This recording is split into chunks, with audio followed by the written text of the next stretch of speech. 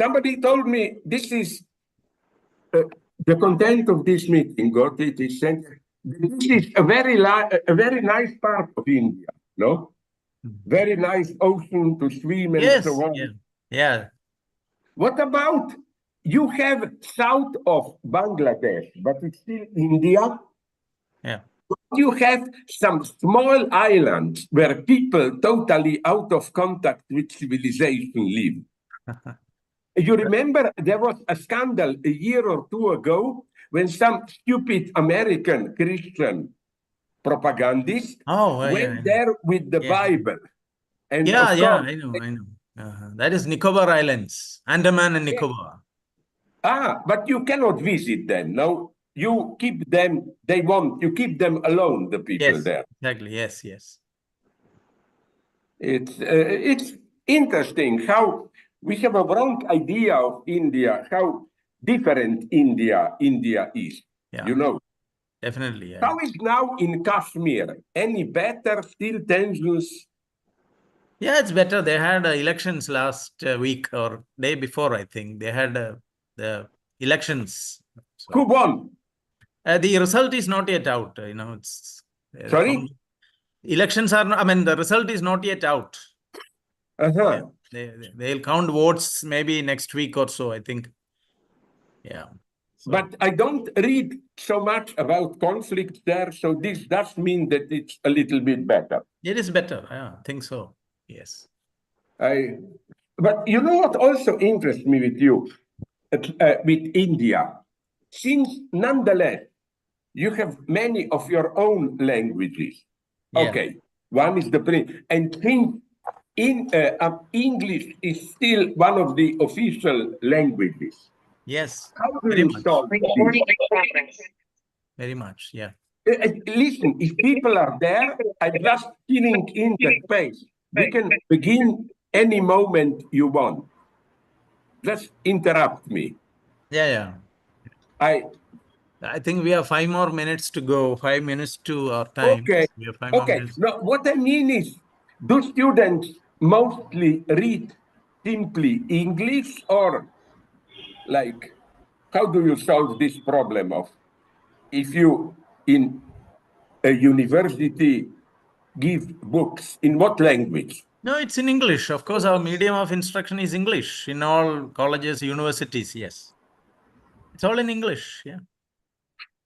So even what is the big language? Hindu? No, I don't know what.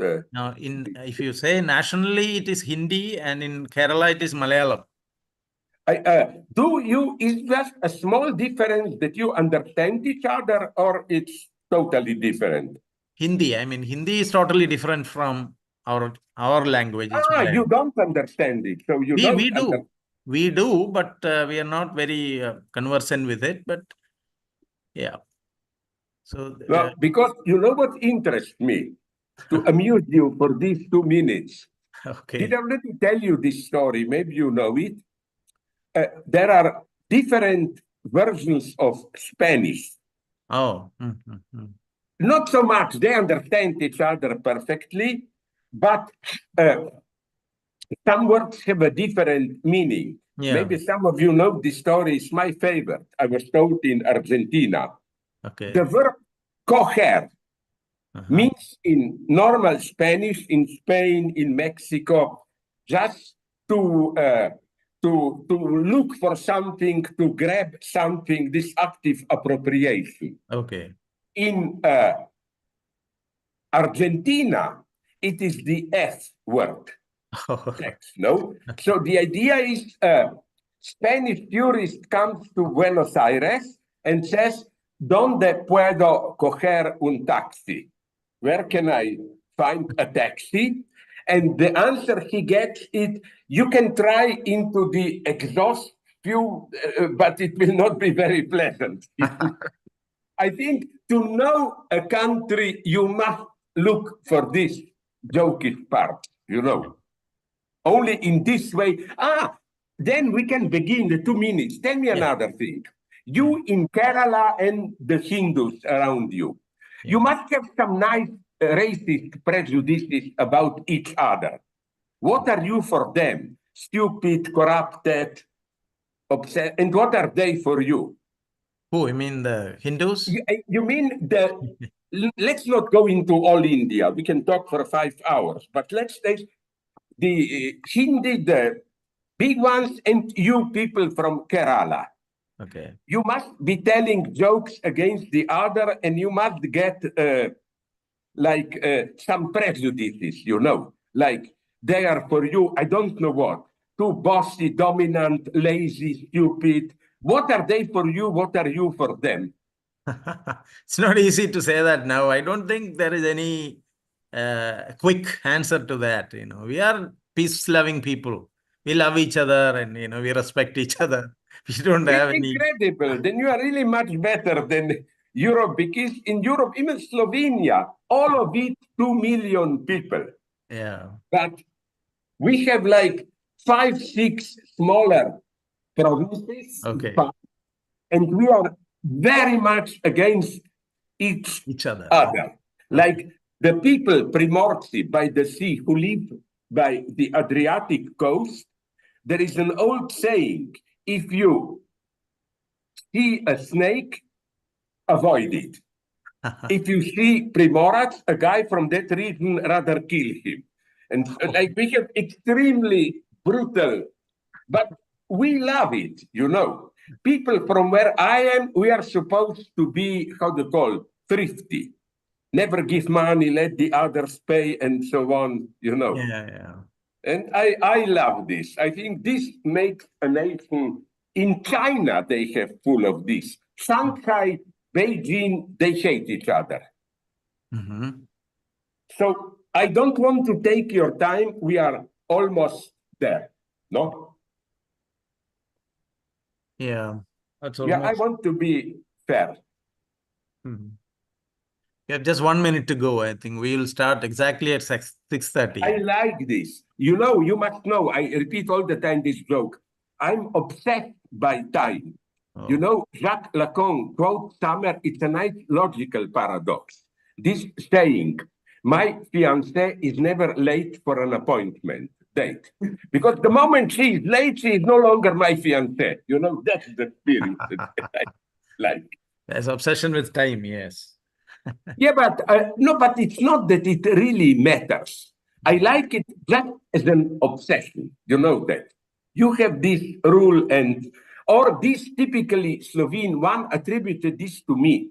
How would I try to seduce a girl to buy her my favorite ice cream?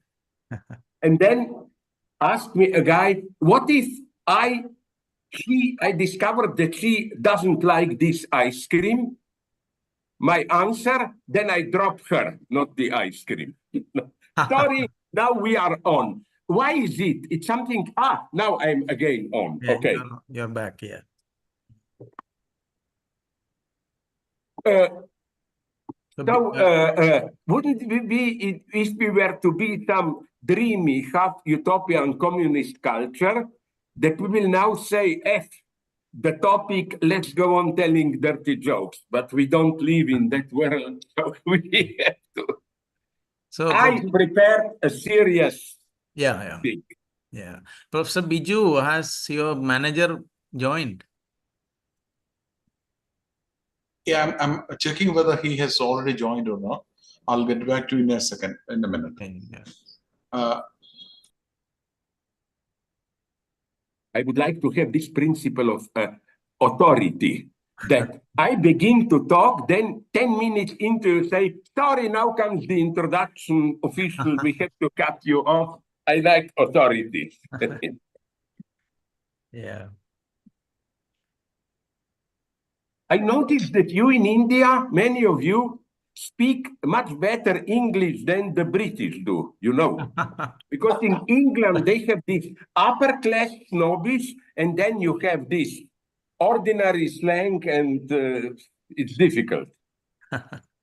Don't tell the British this. They won't accept. They will, but each will claim that their English is the good one, For the upper classes, only their English is the true one. The lower one is. Mm-hmm. I have also a drink here. Okay.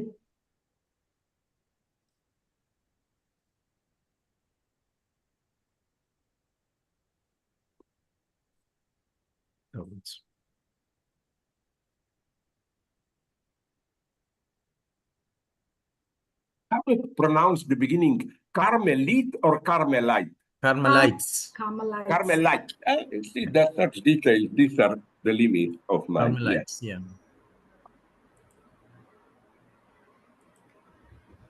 But are in Kerala many Christians or not too much? Christians around, I think it's around 30%. Oh, it's something, is yeah. Christians, yeah. But the students you get in this college, it's not just Christians. No, all. Actually, the college is, yeah. it is run by a Christian. So are you paid, financed by the imperialists, or how do you survive? Yes, we are paid by the government, yeah. This college is, it's in the aided sector. It's run by the private agency, but the salary is given by the government. So it's a That's nice. quasi government college, you can say. That's nice. Yeah. And you don't get Modi, Narendra. It's not yet, his government is not getting so crazy. He's not making any trouble at this level. No, not right now. Not yet. I know, you never know what will, yeah. Even in our countries, yeah. Biju, has he joined? Yeah, I called him and I asked Alan to check whether he's joined or not. I contacted him. He will be joining now. He'll be joining now. Okay, great. So apologize for the delay. Maybe we'll take 1 or 2 minutes, so he will join. Don't say this, because in Germany and France, this is a question of hierarchy. If you are the boss, it's part of your honor not to be on time. And reflects your hierarchy, Like if you are an ordinary student, you have to be on time. If you are a professor 5 minutes late, if you are up, honorary guest, it's against your honor if you begin less than quarter of an hour after it was announced, Or if you are at the very top, you won't turn up at all. You won't turn up at all, yes. You send some secretary or whatever, no? Send someone else, yeah. Are you talking about India or about Europe? Germany. No, this is Europe. I would like to know how it is with you, because I know that in Germany, they have this expression, akademisches Viertel. Normally, you begin quarter of an hour later. But also, there are these sub-rules. It depends where you are on hierarchy. If you are top, you can be, no? And then, of course, the ritual is then, if you are top, you are late on purpose. But then you apologize for being late, and everybody must say, it's not a problem, they applaud you even more, and so on. These polite rituals. But here we have more a rhizome kind of system, not hierarchy. Here is the problem. We already touched this the last time. I never quite believe in this. Like, when you say it's more horizon, you must have people who are bosses, but probably you call them in a more polite way. You don't say boss, you say coordinator. This is a popular term today. It sounds more democratic, but you are the boss. I told you this, that this is why I always quote Lenin, who said, democracy yes, anarchy no. In my reading, this means democracy yes, if you know who is really the boss. Father, He's joined? Father, am I audible? Yeah, you are audible, yeah. Yeah. I hear you. Yeah. I'm asking Father Varghese Kachapalli, our manager. Yeah, I am here. Okay. I'm there. Yeah, Mina, let's begin. Yeah. Okay. Yes. Good evening, all, ladies and gentlemen, distinguished guests, and dear students and the participants here. It is with immense honor and enthusiasm that we welcome Professor Zizek to this special seminar, part of the 80th anniversary celebration of Sacred Heart College, Tevra. Today, we are privileged to host one of the most prolific and influential thinker of our time, Professor Slavoj Žižek, who will be delivering a talk on the antinomies of progress. As we commence, I invite Father Manager of the Manager of Sacred Heart Institutions, Reverend Father Varghese Kachapalli, to bless and welcome the gathering.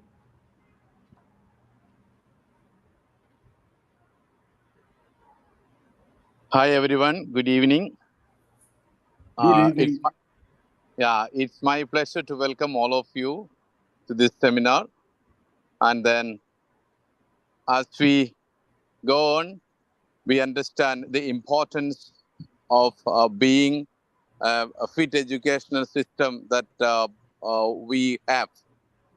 And then we have to know the culture, and then we have to interact with the people with a lot of different dimensions that we have.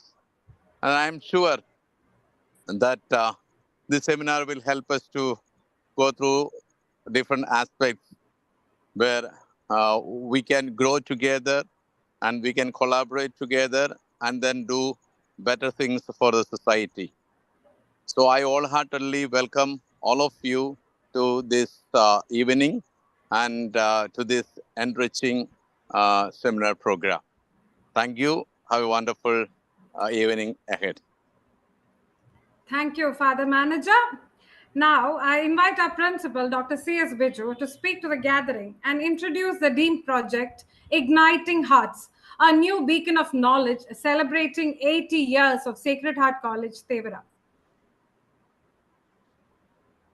Dear friends, Professor Zizek, Professor Thomas, our beloved manager, Father Varghese, and my respected friends.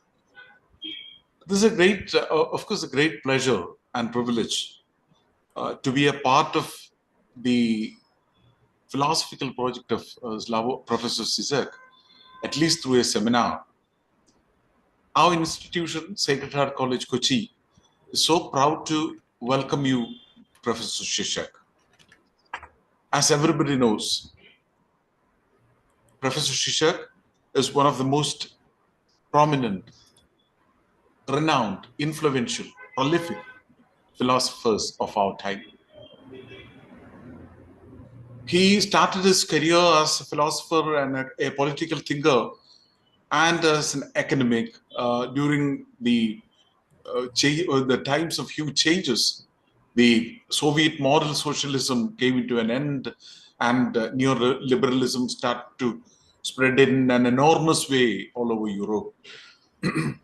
And at that time, Professor Zizek appeared with his staunch defense of communism against all phases of liberalism in the 90s. And he made use of Marxist tradition of ideological critique, obviously based on Jacques Lacan's psychoanalysis. And he said Lacan could see what Marx couldn't see. And he is very popular among lovers of philosophy for a number of reasons. His as critics say, disciples say, his low Gothic style and the power as a laughing philosopher, and his affinity to pop culture, and many other important factors made him as one of the foremost philosophers and contemporary thinker of our time. As his lovers of Professor Zizek's works know, he made use of a synthesis of Marxism, Kantian critique, Lacanian psychoanalysis, Hegelian dialectics, cultural criticism, etc. A wide variety of systems of thoughts to explore ideology, capitalism, fantasy, desire, and all. I briefly conclude with reference to some of his great works. The Sublime Objective Ideology in 1989, the plague of fantasies. I'm sorry? I'm sorry? No, sir, it was a participant. Yeah, okay. Iraq, the borrowed kettle, from where he takes another departure into a political philosophy. The parallax view are some of his major works, with the recent Hegel in a weird brain. I repeat, this is a great moment of pleasure. We are actually trying to celebrate long 80 years of academic, intellectual practice, educational practice in Kochi, India. And we call this project as a process of igniting hearts. Most welcome, Professor Shishak, to the opening program of Igniting Hearts of Sacred Heart College, a college with a vision and a mission. Thank you. Well, most welcome, Professor Shishak, to our session. Up to you, sir. Thank you very much. I'm very grateful for this introduction because it unknowingly probably already introduced a crucial Lacanian concept, that of symbolic castration. Why? Because, you know, for Jacques Lacan, symbolic castration means the gap between your miserable reality and your symbolic identity, how you want to appear in the eyes of the big other, social media, public space. And in your graceful introduction, you painted such a wonderful figure of me, well-known, critical, blah, blah, that I felt immediately this gap. My God, is he talking about me? Where am I? So thank you very much for your kindness. Let me begin. Thank you, Professor Shishak. Thank you. I'm proud that with my talk, I'm formally inaugurating the 80th anniversary celebrations of Sacred Heart College in Tevara, Kochi, run by Carmelite missionaries of India, India's largest Catholic missionary congregation. But will my talk not be perceived here or there for me in India as just another attempt at Western religious or ideological colonization, of which Marx already is perceived to be guilty in his two well-known articles on India he wrote in 1863. These articles are usually dismissed as embarrassing cases of Marxist Eurocentrism. Marx outlines without restraint the brutality and exploitative hypocrisy of the British colonization of India, right up to the systematic use of torture prohibited in the West, but outsourced to India. Marx said, the profound hypocrisy and inherent barbarism of bourgeois civilization lies unveiled before our eyes, turning from its home, where it assumes respectable forms, to the colonies where it goes naked, end of quote. What Marx adds is that the British colonization of India created conditions for the double liberation of India, from the constraint of its own tradition and from colonization itself. Today, of course, such a view appears all too naive. Now we know how the British colonizers destroyed local industries in India, provoked havoc, with tens of millions dead, and so on. Of course, we should never say that the horrors of colonization were worth the price of progressing towards some nebulous utopian future. A much more modest stance should be adopted. Great Britain's actions in India were inexcusable, and their outcome was a devastating catastrophe. However, once this... Sorry? You hear me. I can go on. Okay. Yes, sir. Yes, sir. Participants, kindly mute your audio. Kindly, please. Yeah.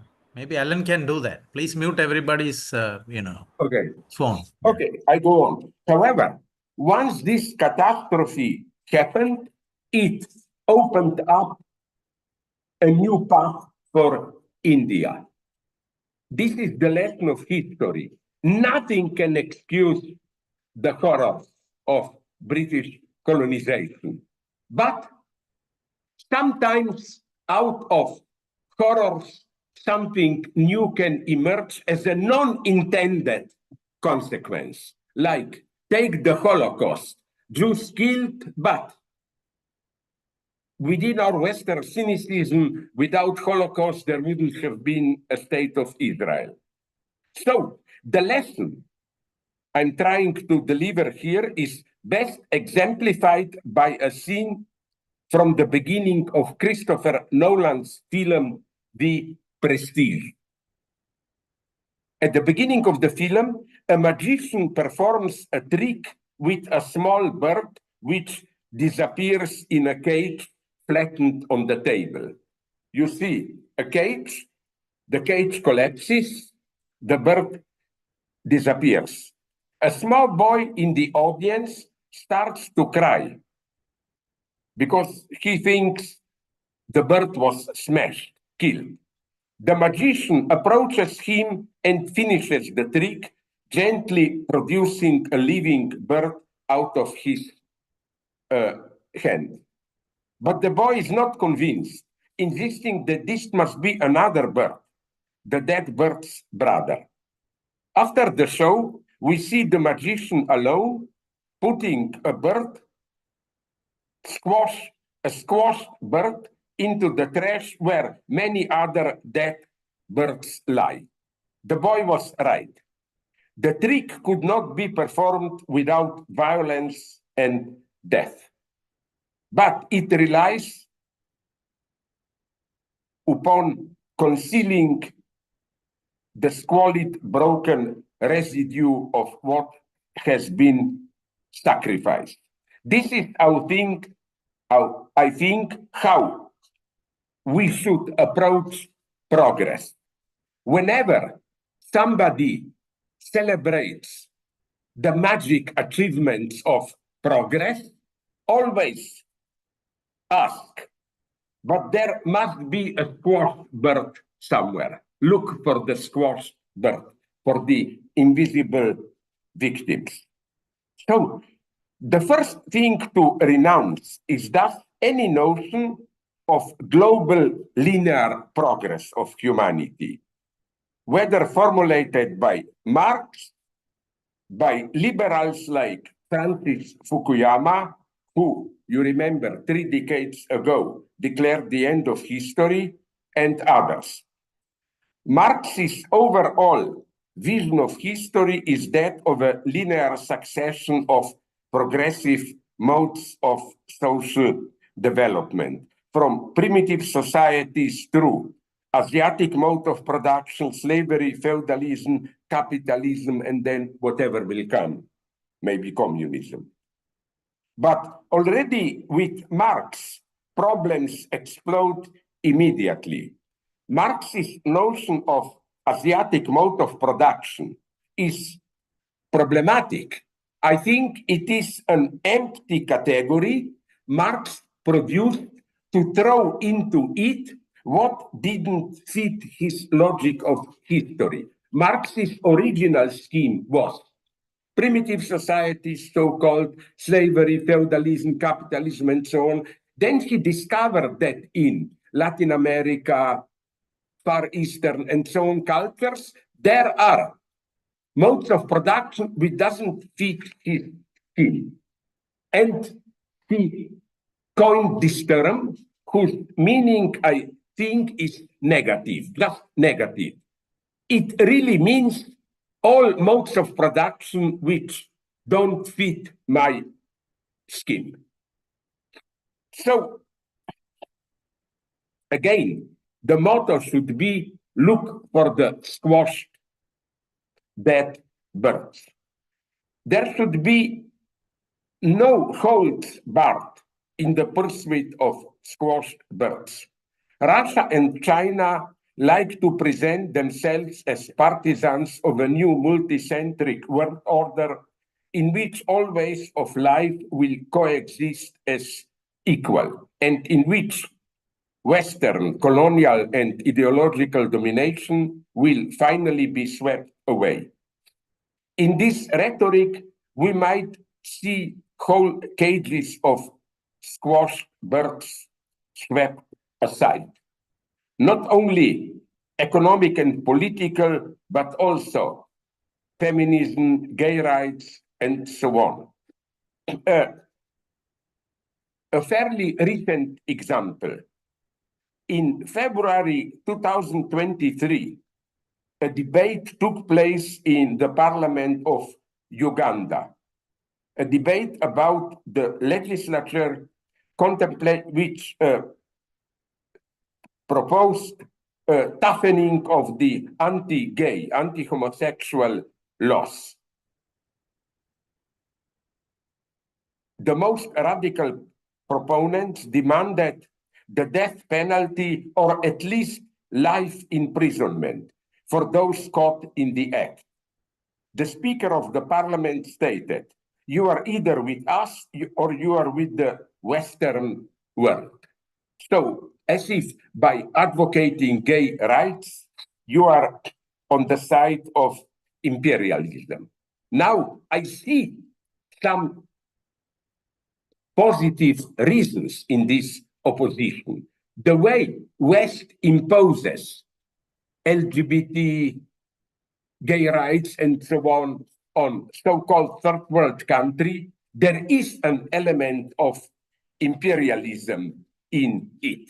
But what makes me sad is that in this way we get wrong oppositions. Instead of fighting together, you must make a choice which is a false choice. Either anti-colonially, either you sacrifice anti-colonialism or you sacrifice gay rights or rights of other sexual minorities.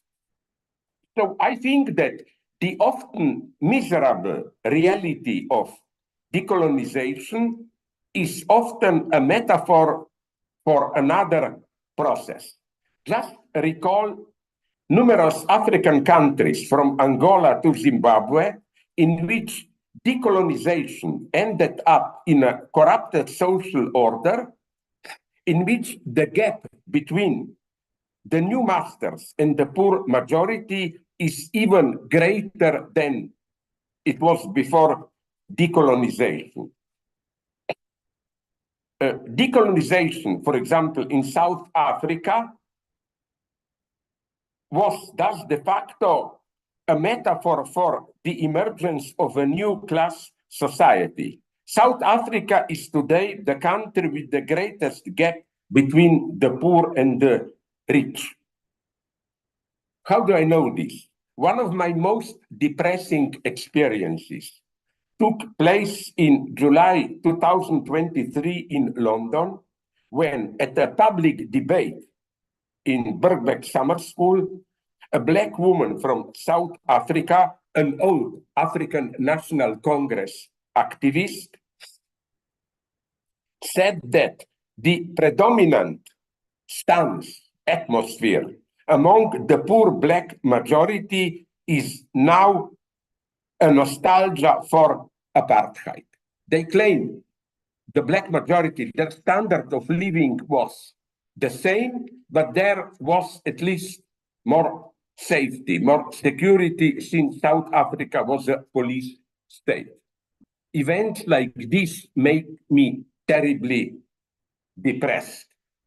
So, when one looks for a hero of our time, and I use this term with irony, as the designation of a brutal, evil person who condenses the worst tendencies of our age.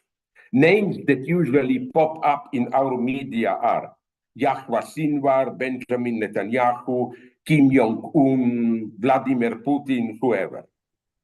But while we are bombarded by news about these persons, I think we should refocus our attention on horrors which are largely ignored by our media, like the ongoing civil war among local warlords in Sudan. The shocking surprise is the cruelty and indifference of the new warlords towards their own people or people who live under their control. They, as a rule, block the humanitarian aid that trickles towards them, demanding exorbitant amount of this aid, up to 80%, to allow the aid to pass through. What does this mean? Yanis Varoufakis speaks about the passage of capitalism to neo-feudalism. The idea is capitalism is today changing into something that resembles a new version of feudalism. His examples are digital corporations which hold a monopoly over their domain. Amazon for books, X for message exchanges, Microsoft for digital software, and so on. However, in countries like Sudan and Congo, we get a much more primitive feudalism of warlords who control their territory like they did in early medieval times. This is more and more our reality today, a high technological feudalism with our feudal masters, Elon Musk, Bill Gates, and so on, combined with a primitive, old-style, really barbarian feudalism. The possibilities and pitfalls of technological and scientific advancement has been the stuff of centuries' work of dreaming about human progress. Pre-development, experimentation, and research leads to artificial intelligence. Now, what will this be progress or not if artificial intelligence assumes an even more crucial role than now? Leaving aside more abstract questions about how this world regulated by artificial intelligence would look, I think that another aspect we should focus on, namely, not what artificial intelligence can do, but what it cannot do. I don't mean here some metaphysical things like creativity, creative thinking, and so on, but something very ordinary. And I challenge you, if there are artificial intelligence among you, people who deal with it, to correct me.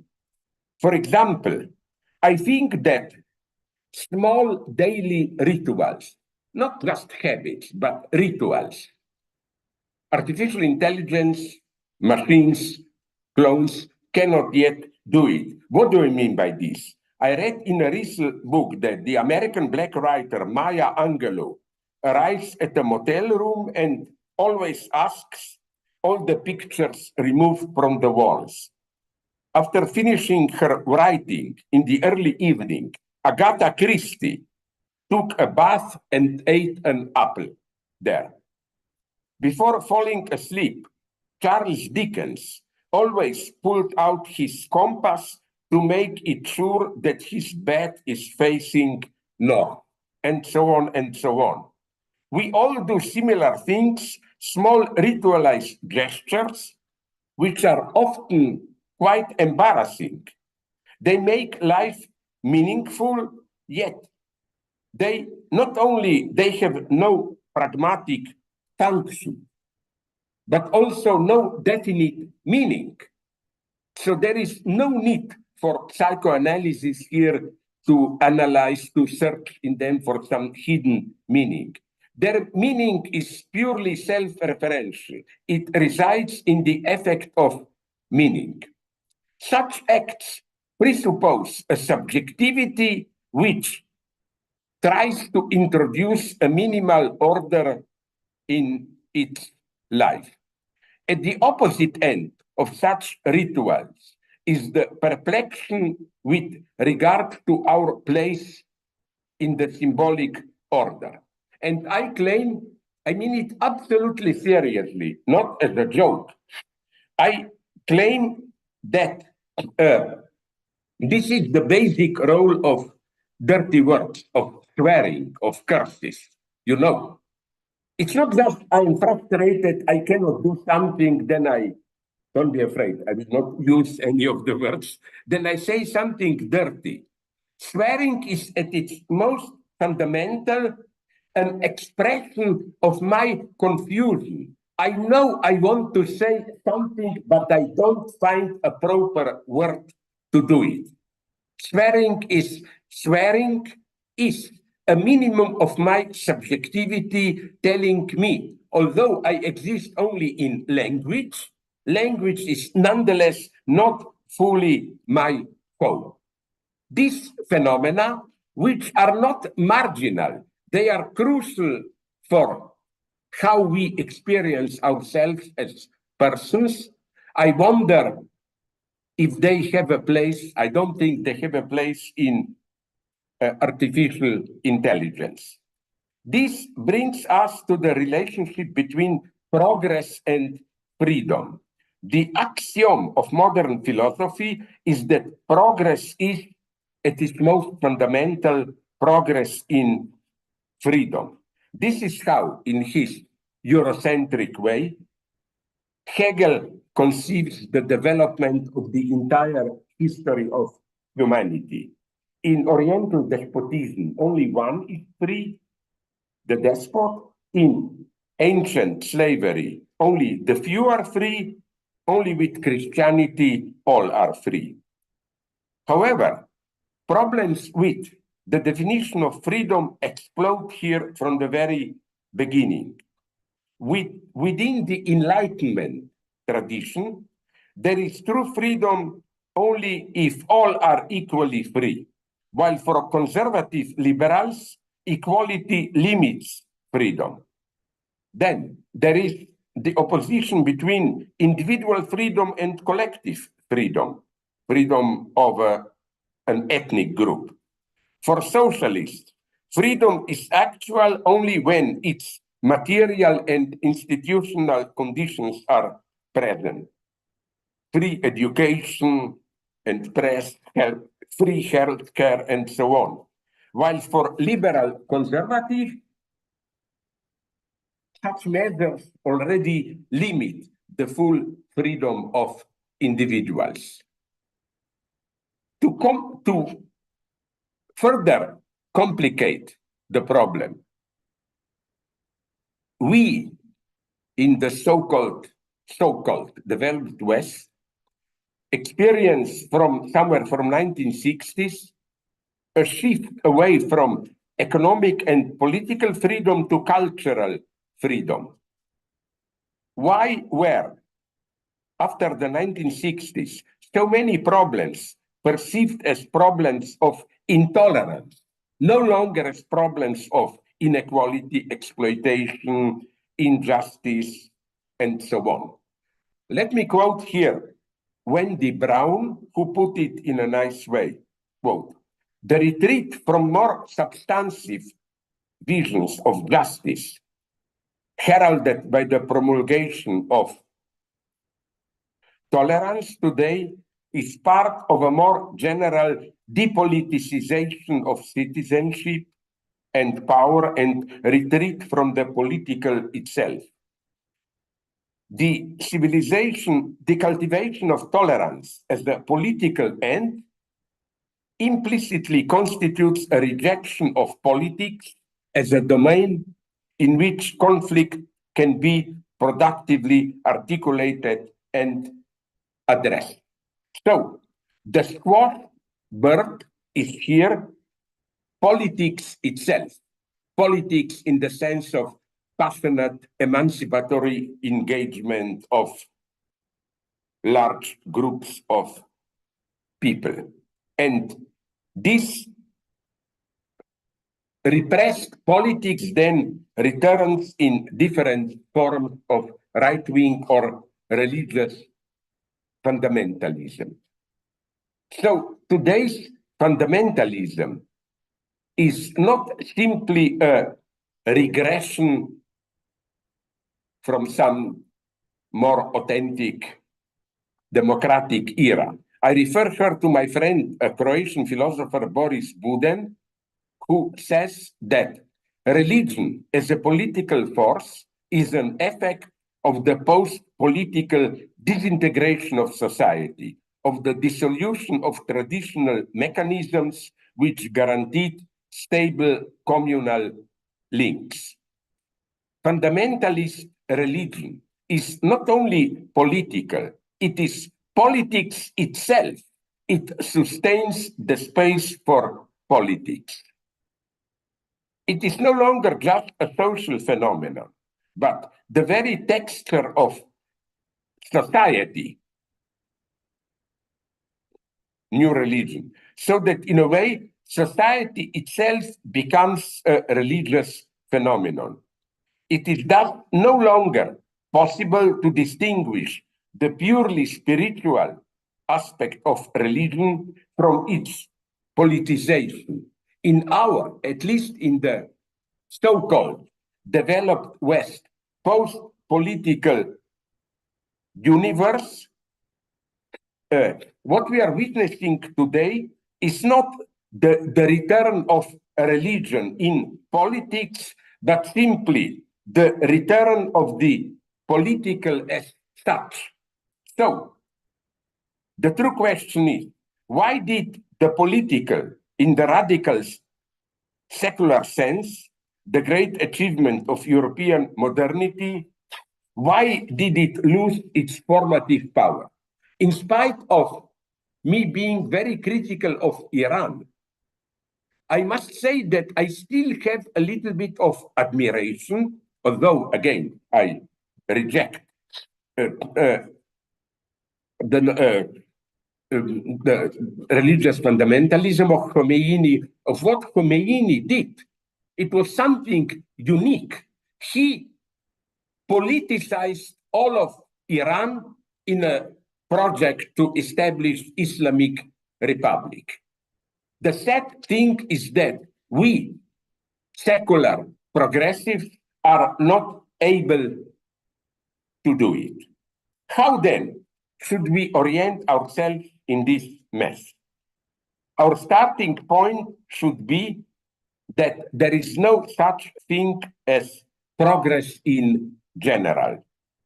Progress is the inner development of a system, the gradual actualization of its potentials. So it all depends on which system serves as a point of reference.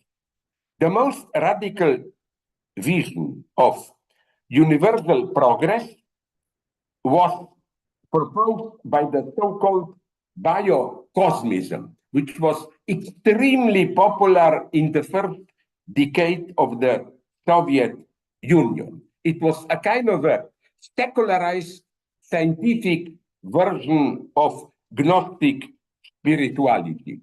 The idea is that in the future of communism, through genetic manipulations and so on, all that religious projects aimed at collective paradise, overcoming of all suffering, immortality, resurrection of the dead, and so on, can be realized.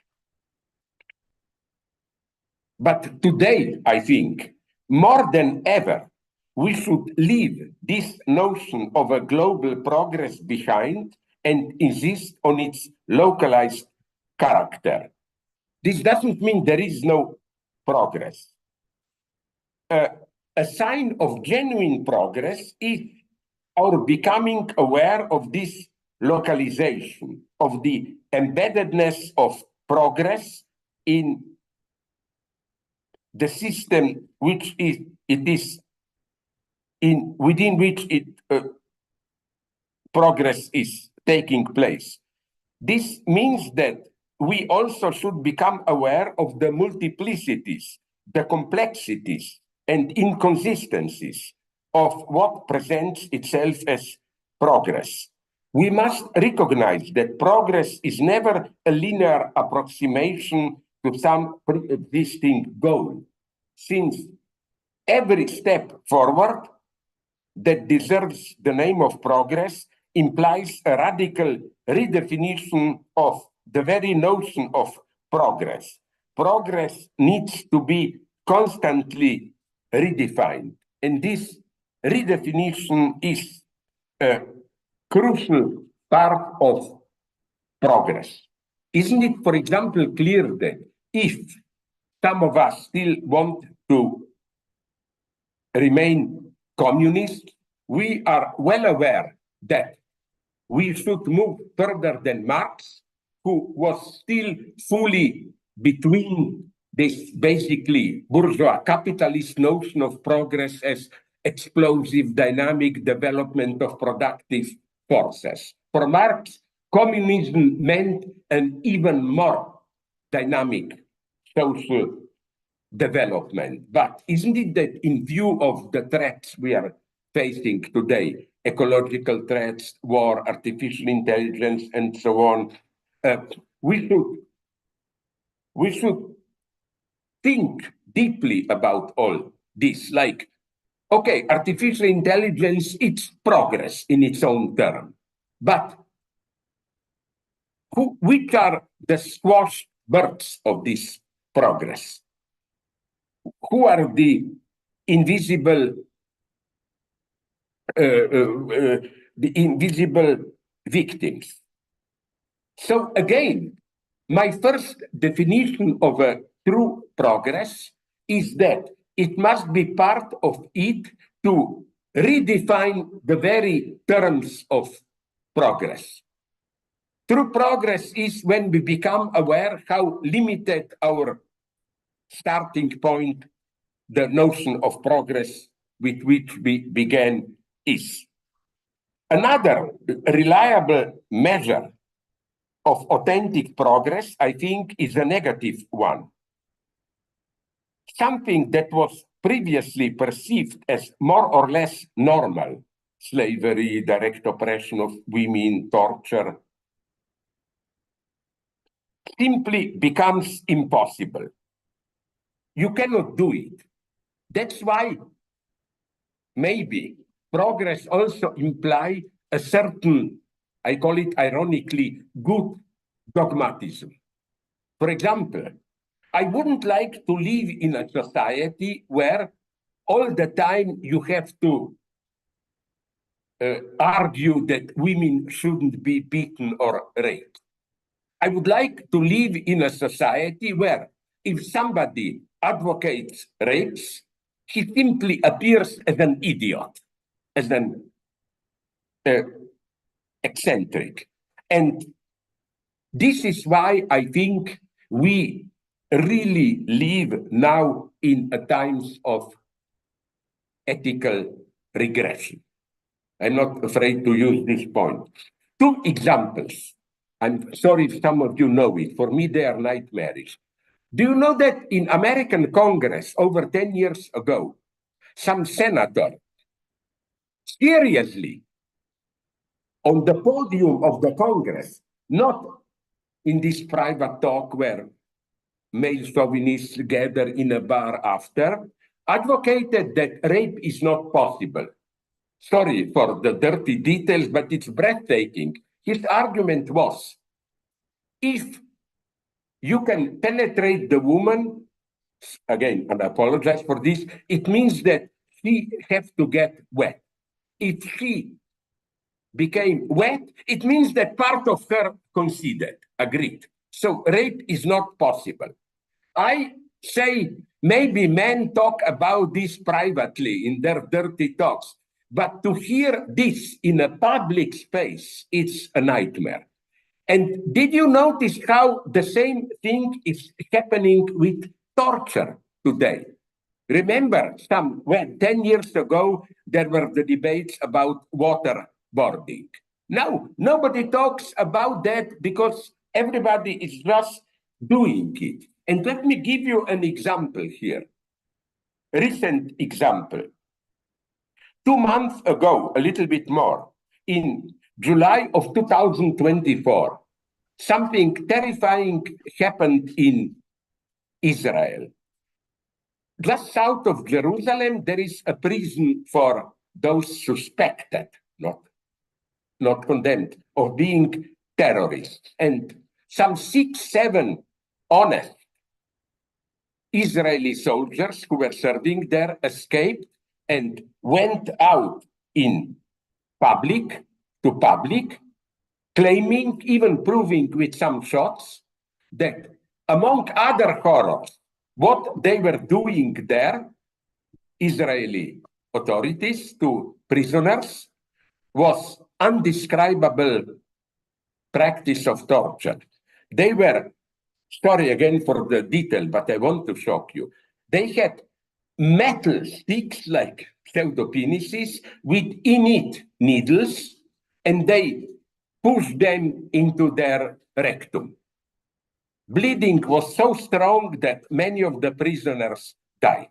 So, Israel Defense Forces had to pretend that they are nonetheless open,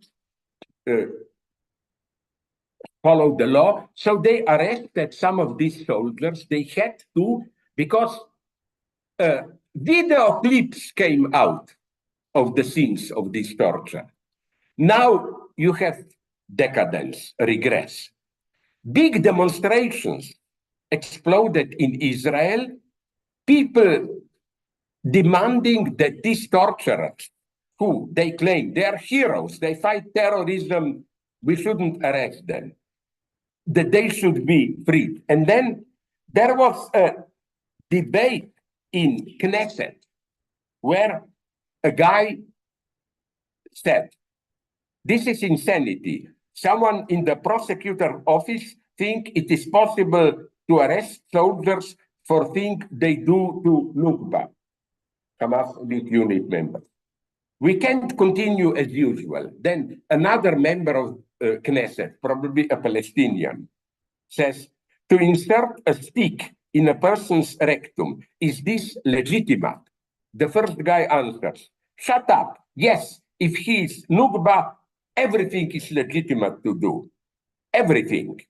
Then there was a debate on Israeli TV. One guy asks another, soldiers are suspected of raping a shackled prisoner. This doesn't concern you? The other guy answers, I don't give a rat's arse what they do to that Hamas man. The only problem I see is that it's not state policy to abuse detainees. First, they deserve it, and it's a great form of revenge. Secondly, maybe it will act as a deterrent. So, again, I live in no illusions. I am extremely pessimist privately. More or less, all countries are doing this. What horrifies me is, and I know what I'm saying, the lack of hypocrisy, the fact that you can publicly talk like that. Here I disagree with those who think that with those who think that it's better to openly say what is going on. No, because if you say it openly, you will still be doing it. You change nothing, but you have no space from which you can criticize it. Hypocrisy of those in power at least opens up a space for criticism. And so this is the future that I see. I have nothing against Israel, but you know, Israel now proclaims itself to be the only democracy in the Middle East. If you can talk like this in the parliament of Israel, something is wrong with our world. So how should we approach all this? Here, I would like to introduce, now comes a little bit more theoretical part, the term of hologram, originally proposed by Juan Malcadena in 1997, the idea that the universe itself is a hologram, that the three-dimensional reality which we inhabit is the projected image of something etched on a two-dimensional surface, is by now familiar to quantum physicists, even in popular culture.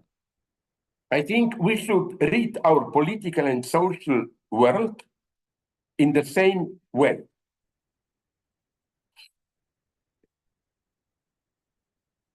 There is no longer one notion of progress which dominates our vision of past, present, and future. Even the usual standard of economic development is no longer convincing.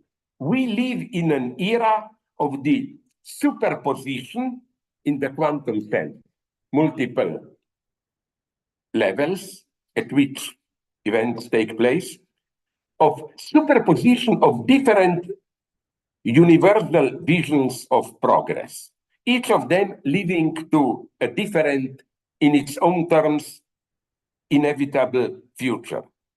The leading contenders were here, remnants of Fukuyama's vision of the end of history, liberal capitalist democracy as the ultimate form of human development, religious fundamentalism, and what I already what I often talk about, the fusion of market capitalism and a strong state, which I like to call soft fascism. What is fascism? That's why I think the future will be either communist or fascist. It will no longer be capitalist. Fascism is what, up to a certain degree, I don't know enough, soft fascism. You are experiencing in India, we are experiencing in many European countries, Russia, China. Fascism means this. The best definition of fascism is, for me, a conservative modernization.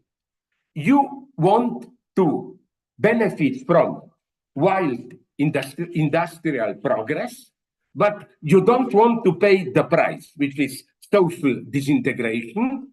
So you are fully in capitalism, but you try to control it through strong authoritarian state apparatus regulated by some fake return to a traditional ideology. This is what is now happening, for example, in China. I was shocked to read the last speech by Xi, I don't know how to pronounce it, the boss, the general secretary, who said the younger generations should be more educated in. In what? not communism. He said in great Chinese tradition. So the idea is a new strong nation state grounded in local national traditions, which allows us to reap the benefits of capitalism, but at the same time controlling it. I'm not saying this is hard fascism. It can remain soft. In European terms, it's more like the Spain of Franco or Portugal, Salazar, or maybe even Mussolini till late 1930s.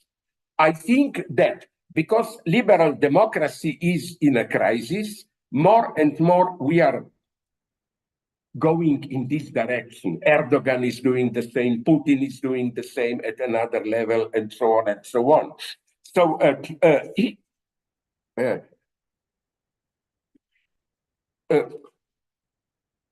what is then my point here? Our world, here comes the notion of hologram. I will try not to talk too long, to improvise a little bit. I think that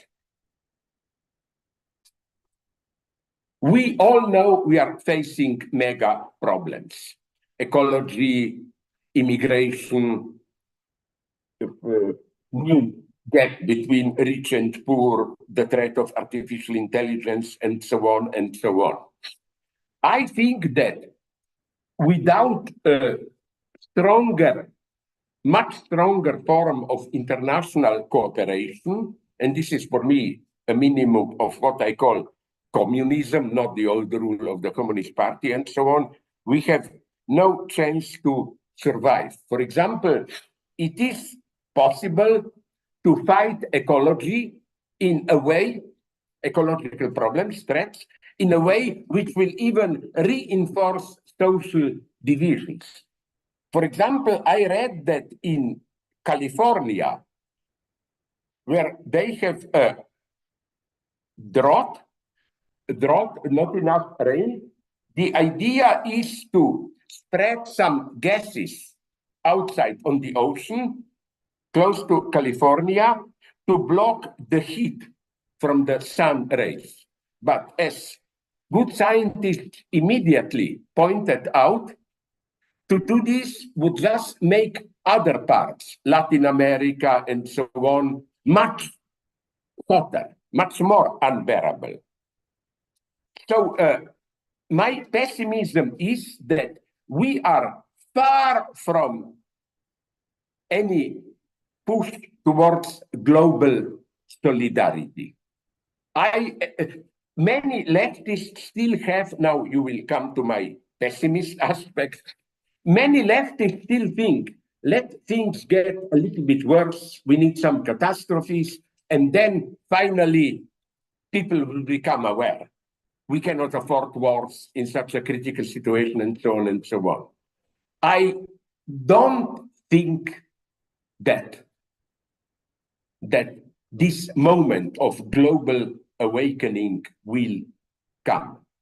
I don't think that, now I will say something horrible, I don't think that it will be possible in the usual liberal democratic way to convince the majority of the necessary measures and so on and so on.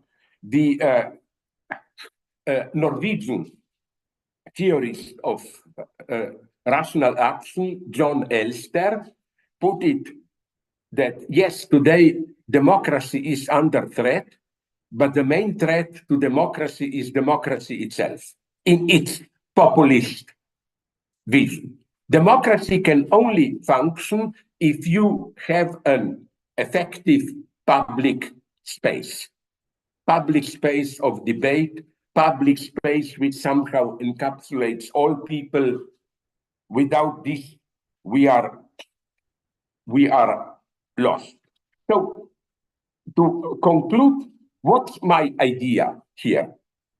Again, a brief improvisation of superpositions, hologram in quantum physics. The idea is this one, that we have a superposition. many things can happen. The development can go in this, in that direction, and so on. But our hope is that when these superpositions collapse in one option, other options don't simply disappear. They go on leading some kind of subterranean life, and they can be, in some sense, reawakened. I don't know how popular is it in India. The book, which I don't agree with it, but it has a good basic idea, The Dawn of Everything by David Graeber and David Wengrow. What they do is they go through different great historical breaks. Their book is focused on the Inca Empire. And although we all identify Inca Empire in Latin America just before the arrival of Spanish colonizers with human sacrifices, despotic regime, the two of them demonstrate how there was a big tension there, how there was also an opposite, much more local democratic cooperative version. So one version won, but to understand what happened, there was another one. You know who developed this notion also in a very nice way? None other than Karl Marx himself. When Karl Marx says in Grundrisse, manuscript for Capital, human anatomy contains a key to the anatomy of the ape. The intimations of higher development among the subordinate animal species can be understood only after the higher development is already known. Marx is here not thinking in teleological terms, like capitalism was the goal of history, so we can only understand historical development from capitalism. No, Marx's point is that capitalism appears as goal once it is here, but it is here in a totally contingent way. It can turn into another direction. For example, it is clear if you read the last chapter of Capital that the rise of capitalism was not predestined to happen in Europe. It was the result of a whole series of contingent events. Hunger, plague in Europe, the discovery of the gold in especially Latin America, the privatization of public lands in England, and so on. So it could have been different. The point is this one. History is open, contingent. Once a certain version wins, it retroactively creates its necessity. It appears as if this was the necessary way. So, especially in Asian countries, it is absolutely crucial to insist today that the West doesn't have any priority in the sense of, nonetheless, the Western civilization triumphed, capitalism is the model. No, it could have been otherwise. This is the false necessity, the idea that it should have ended in this way. And I think we are today in such an, let's call it, open situation. There are different options. Maybe we will destroy ourselves, humanity. Then, if some people will survive, they will say, they will immediately construct a theory how you see all points pointed towards this. We're destined to destroy ourselves. Maybe this soft fascist neo-feudalism will emerge. Then another history will be written of how we had different totalitarianisms or liberal capitalisms.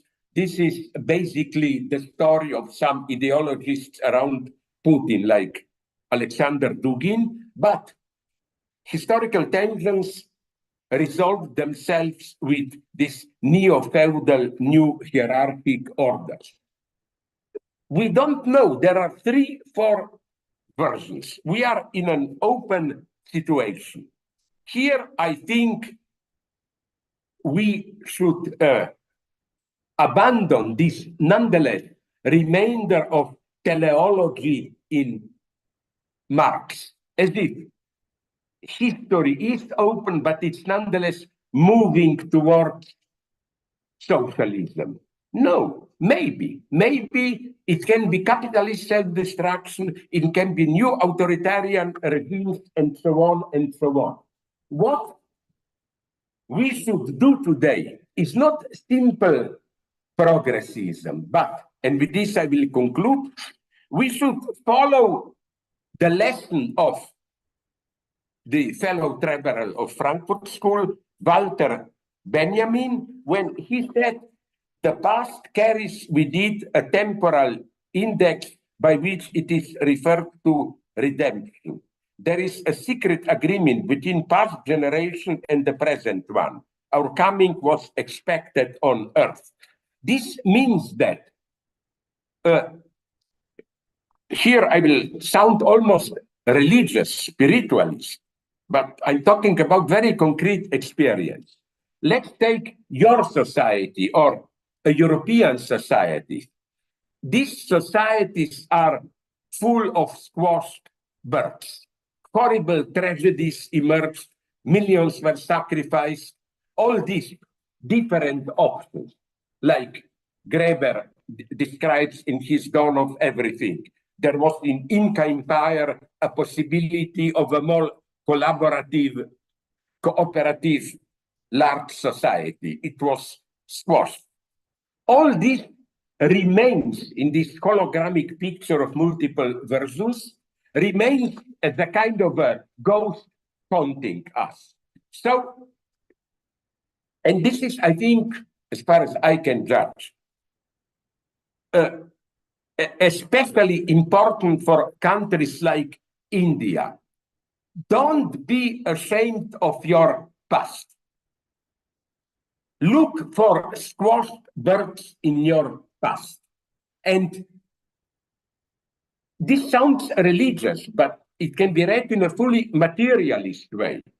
When we fight for emancipation, we want to redeem, bring back to life all those squashed birds from the past, in the sense that all these past chances at a better society, we are fighting for them, bringing them back to life today. That's, I think, the fundamental dialectical notion of progress. Progress is, in some sense, also conservatism at its most noble. Conservatism in the sense that, let's look at the, for example, in Europe, sorry, I'm moving to Europe now. Spartacus rebellion, farmers in Europe, in ancient Rome, peasants, feudal serfs rebellions, and so on. All of them were defeated.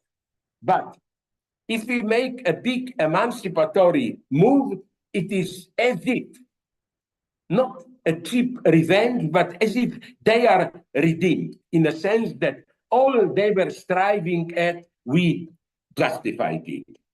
We are also struggling for the past, for all the squashed birds of the past. But again, against simple reading of Marx, to simplist, I would say there is no guarantee who will win. You know, the necessity always comes afterwards. When it's like, let me conclude with a nice, sentimental, pathetic example, but I think it can serve also as a metaphor for theory, for history. Let's say, stupid example, you, man, woman, I don't care, trans, you walk along the street, you sleep on a banana or whatever, somebody comes there to help you. And you begin to talk, and then things develop, you discover it's the love of your life, and he or she also. Of course, once you are in love, you automatically read your life as, my God, I was just waiting for this. All my life, I was waiting for this. But no, it was contingent. But once it is here, it is necessary. This is our freedom. Our freedom is the freedom not only to decide now what we want to do, but to the freedom to reinterpret the entire past, to see how our act changes the past, not really, but in the sense of gives a new meaning to the past, brings out all the squashed birds that were oppressed in the past. Again, especially in a country like India, as I see, you have great Buddhist tradition and so on, which are just waiting to be redeemed. And so you should don't accept this stupid Eurocentric alternative of either we are asleep in our old traditions or we must accept European modernization. No, the two go together. True progress redeems the squashed birds what was oppressed from the past. I sounded confused and sorry, so I make a proposal. I improvised on a text.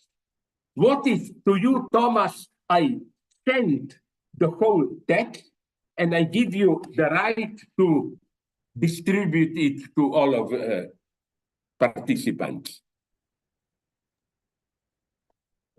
Yeah, wonderful idea. If you So, don't mind. thank you very much, and I now open for your tough questions. The questions I like is I'm evil towards myself, where the question begins, it was wonderful, blah, blah, but then I already see how you are preparing the knife behind your back. Please, please. Hello, sir. I think the first comment I would like to read to you. Somebody commented that you are pessimistic in theory, but you're quite optimistic in practice. With that, this is very interactive. Let me. This is what Max Horkheimer of the Frankfurt School said already back in late 1930s, that in objective analysis, a Marxist should be pessimist. It's clear that if you look at the world today, the predominant tendency is towards self-destruction. But we should act. We should act, but we should act on the basis of this insight. I don't think we can still afford this cheap progressism. History is on our side. No, history is not on our side. Yes, thank you, sir. Shall we move on to the next question, sir? Please. Mr. Abhimanyu asks that, all third world developing countries are somehow rejecting the Renaissance value, the French, revolution values of equality, liberty, and justice. And they're using decolonization as a reason to reject all the Western values. Now, Abhimanyu's doubt is, where can we find a balance? It's not so much a balance. It is that the first thing I would advise both sides to do. First, as for this, rejecting Enlightenment values, no? I remember I'm old enough, most of you, good for you are not, to remember the last decade of the struggle for apartheid, against apartheid in South Africa. You know who was the greatest ally of white apartheid regime. Some king, was it Buthelezi or what, who was a black nationalist. He said, no, we want different apartheid, but still apartheid. We don't want to mix with white people. They are there, we are here. We want our authentic culture. And of course, he was enthusiastically supported by the apartheid regime. On the other hand, by we, I mean, we in the so-called developed West should also ask a frank question. It's widely debated with not only Marxists. To what extent are our values really neutral in the sense of universal, or are we still trying to sell some specific Western view with our own exclusions and so on and so on? It is obvious that the second is the case. So we in the West should be very careful. For example, I mentioned Uganda, anti-feminism, anti-gay. But, you know, I don't agree with her theoretically, but Habermas, an American, Nancy Fraser, she wrote a wonderful book on how upper middle class, the ruling ideology, confiscated mostly, not absolutely, feminism in the United States.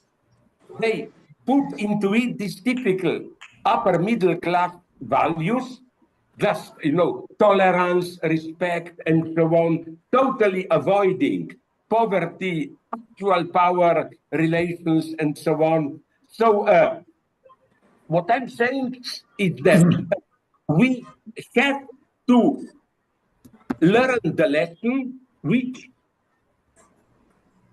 I think was extremely important. You remember, some 2-3 years ago, after that, I always forget her name, sorry, the Kurdish lady, young woman in Iran, was killed. And then this triggered practically an uprising. You remember, millions were demonstrating and so on. This is the model of feminism. It began... Faruqi. Sorry? Something like Faruqi, her name is. Something with F. The feminist from Iran. Yes, Faruqi. Yes. And what I found so fascinating is that what began as a... Mahsa Amini, yes. What began as a feminist protest turned into a global protest against the oppressive religious regime. This is the model. You see, this is what we West should learn from other countries. They have to reinvent their own feminism, not copy. You know, for example, I will give you a vulgar example, tasteful, but nonetheless. Did you notice how when there were, I don't know how it is with you, but in America, England, Me Too debates, they were all focused at this problem of you are in a bar, cafeteria, at a meeting, a man is putting pressure on you. When does seduction become a pressure, and so on and so on?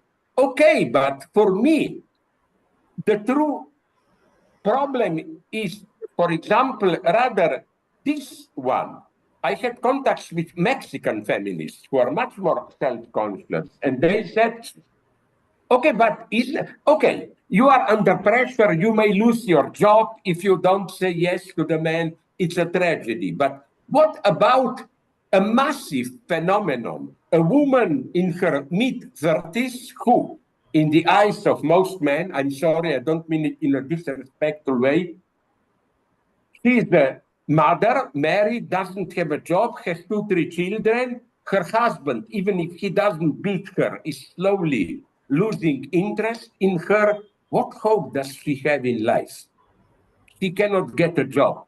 She cannot abandon the husband. These are mega tragedies. I mean, even problems like, how do you call it, period, menstruation, and all that stuff. For me, being a woman is not just, are you called he, or it. Being a woman today, and the trans and so on, is a set of very painful material practices which structure your everyday life. They are all too neglected, I think, by Western official feminism, who are obsessed with this, you know. Should I call you he, she, they, and so on? This is important, but the most important thing is, for me, ideology embodied in our daily practices. That's where women still suffer. We should focus on that. Otherwise, we end up in what in America some leftists already called corporate feminism. You know, big corporations like to fire some high functionary because, I don't know, he was caught harassing some secretary. And then, you know, they claim, oh, you see, we are also politically correct. But the entire power structure doesn't change at all. Here, we should learn from you. Yes. Thank you, sir. Thank you, Professor Zizek. The next question is from Mr. Sahil. He says, if according to Hegel, the ultimate value of progress is human freedom, can't we think of capitalization as a path to actualizing that concrete freedom? Can't we go back and see capitalism as a path to concrete freedom? First, what do you mean by concrete freedom? For Hegel, capitalism with private property competition is part of what he called civil Gesellschaft, civil society.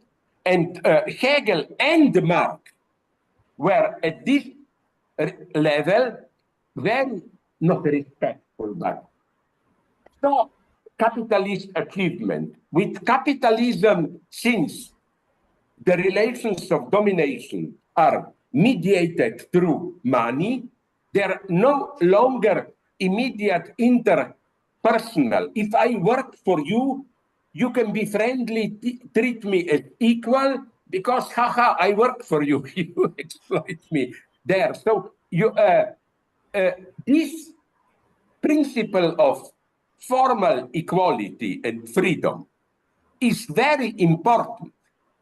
And what we as socialists should do is not neglect it, but just as I mentioned in my talk, just make a step further and ask, but aren't there also, if you are formally free, concrete social conditions which enable your freedom? That's the big lesson of Hegel.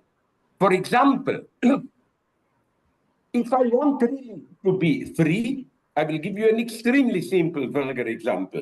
If I really want to be free, it means I can go out, go to a vulgar example, cafeteria, buy a book, meet friends, and so on. But sorry, to have this, at least in our societies, certain minimum standards have to be operative. I should feel safe enough. If somebody attacks me, I'm able to protect myself, call police, to read books. I need free access to education. And for example, for me, more and more with today's epidemic and so on, free global healthcare. There is no freedom outside this. This is what also, even in my country, when we got rid of communism, many people, the thing they miss is precisely this one. Clumsy as it was, but under socialism, the medical system worked much better than now. You have to wait a little bit, but not as much as now. Now Slovenia, not only Slovenia, also England, other countries I learned. is brutally approaching a class system. You have still state healthcare, but there, to get a specialist, you have to wait up to half a year, even more.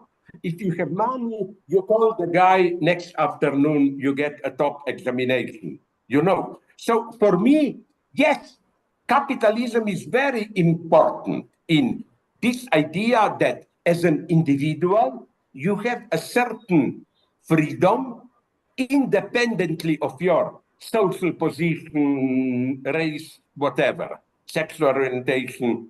But let's never forget that for this freedom to be actual, we need certain social organization. And this is how, to give you just, I will not talk too much, in United States, to give you an example. You know what was the main argument of Republicans against Obamacare? Obama was the disappointment, but at least he tried to do Obamacare some kind of that the state will control you determine who will be your doctor, that this will limit your freedom. No, sorry, first, this was not true, but the idea was good one. Sorry, to be free means to me to lead a relatively comfortable life where I know if I get cancer or whatever, it's horrible. But I at least want to be sure that if I get a terrible disease, some state-guaranteed mechanism will take care of it.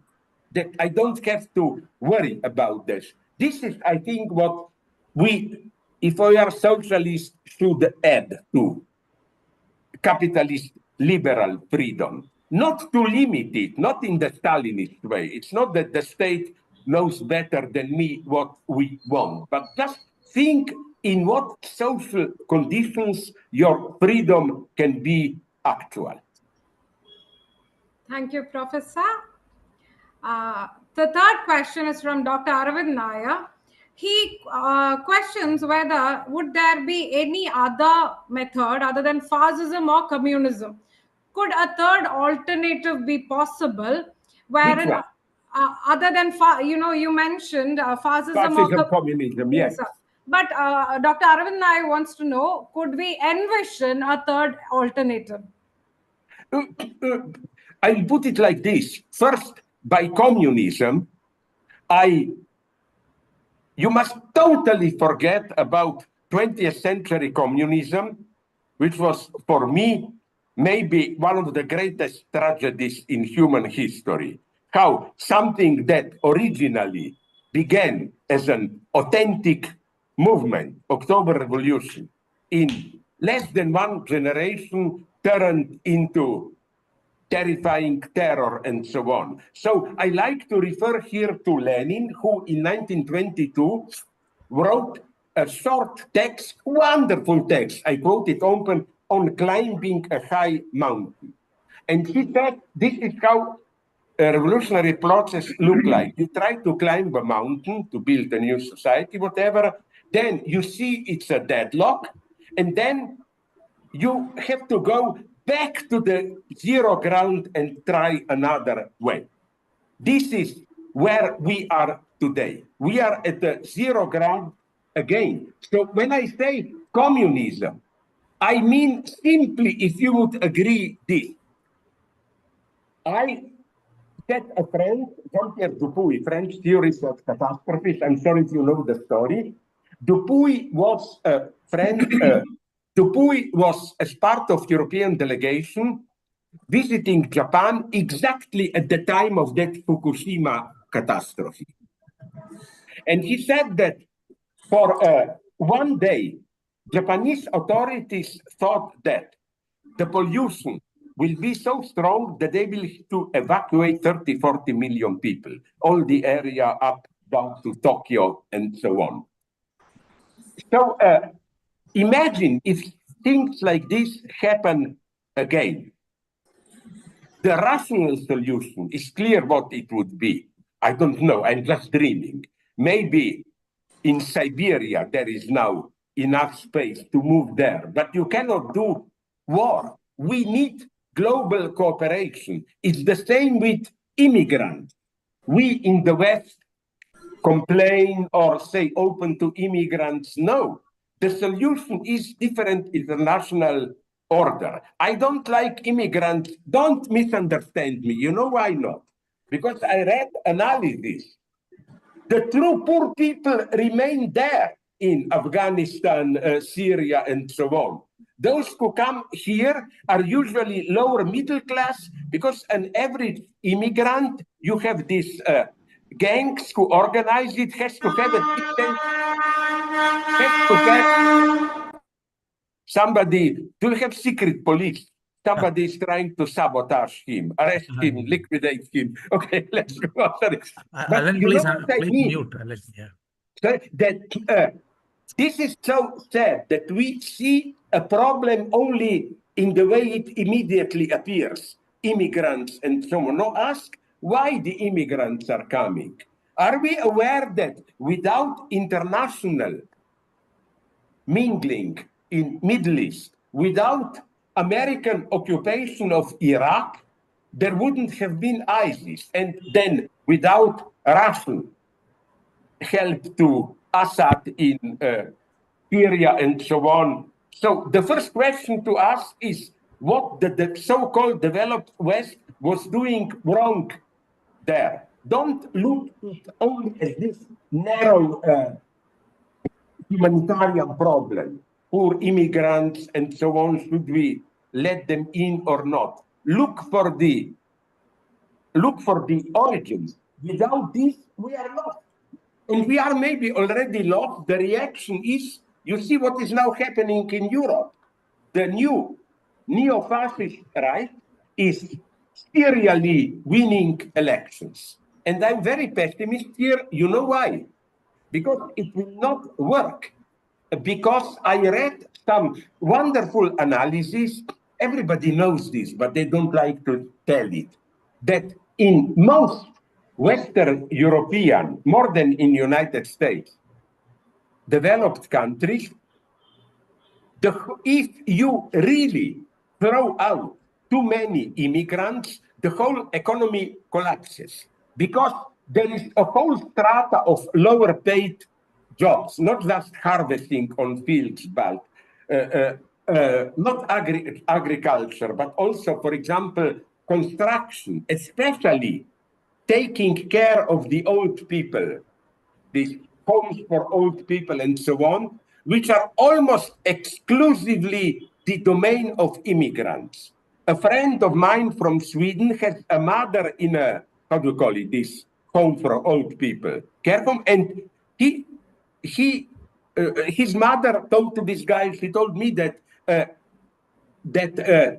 almost all personnel there are not European. The only European are three, if they're European, three Ukrainian women who are also. You know what I mean? Like the way capitalism is developing in Western Europe, it is already depending so much on immigrants doing the low-paid harsh work. Here is the problem. It's strictly a class problem. Again, don't make it into just into a cultural problem and so on. I talk too much, sorry. It's okay, Professor. I'm getting slowly tired. Let's do one more, then if I can.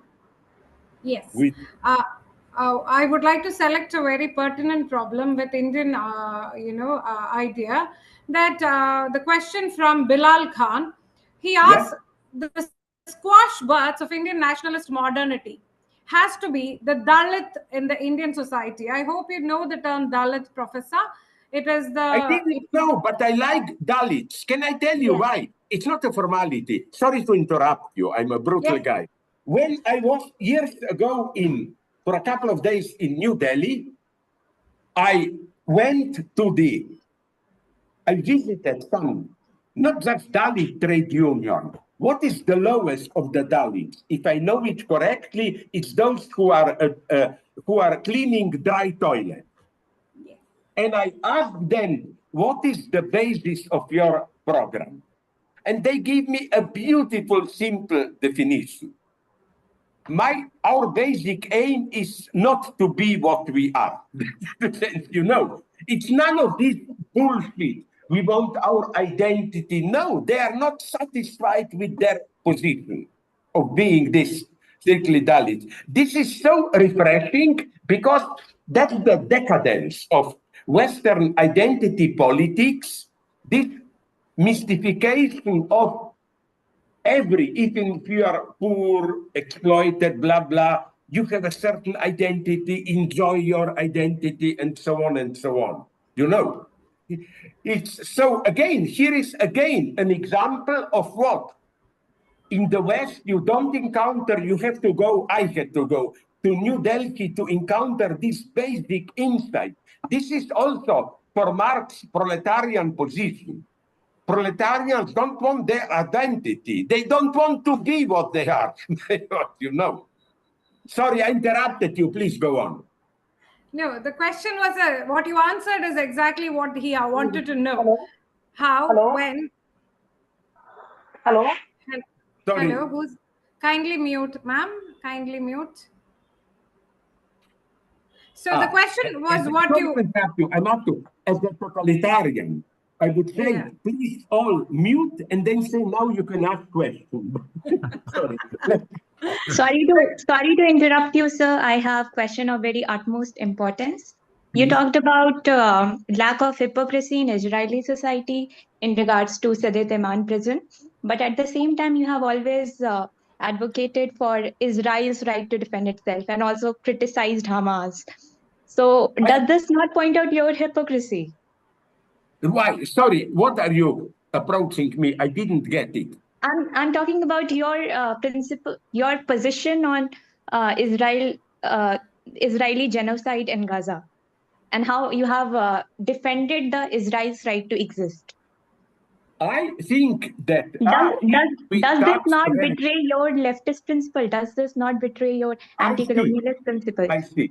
And I will give you, thanks for this question, I will try to give you a precise answer.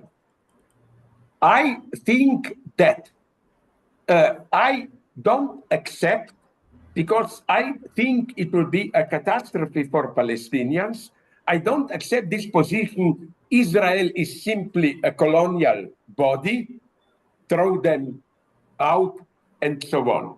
I don't think the Hamas attack in Gaza was an authentic act of rebellion. I'm much more a pessimist here, even approaching a conspiracy theory. No, I don't defend Israel. Let me explain it. The crucial fact for me is, and it's half forgotten today. First, let me defend myself. I don't know if you followed it, but you know that because of my stance on Gaza, you remember a year ago at the Frankfurt Book Fair, my speech where I said Israel can defend itself, but Palestinians and so on was interrupted, shouting at me by a high-ranking politician there. I was practically cancelled in Germany. But my point is this one. The crucial detail, and you just have to draw consequences from it, is, and my Jewish friends showed me the clips. This is not a question of debate. Did you know that till 2 years ago, Israel financed Hamas? This is a fact. You know why? Because as the guy who is now one of the right-wing horrors in Israel government, Smotrich, said it's in our vital interest, because as long as Hamas is in power in Gaza, Gaza and West Bank will not be united, and this means there will be much less pressure on us to accept the two-state solution. So I think, okay, Hamas triggered it, but I think this war, and especially now the expansion of the war, is in the interest of Israel to create, they simply want to create large Israel, from the river to the sea. You know probably that Netanyahu now uses this expression. So I think that this war was provoked even by Israel, and then you know what's the horror? Some idiots criticize Israel for killing innocent Palestinians there. They say, but Israel failed. They don't kill Hamas. Hamas will survive. They only are killing innocent Palestinians. My point is, are you stupid? But that's what they want to do. They don't want to get rid of Hamas. They want Hamas alive because now that Hamas is moving to West Bank, they can do the same thing there. Israel is doing a mega ethnic cleansing. They want to totally annihilate Gaza as an entity, and then gradually now they are moving to the West Bank, and I doubt if even this is the end.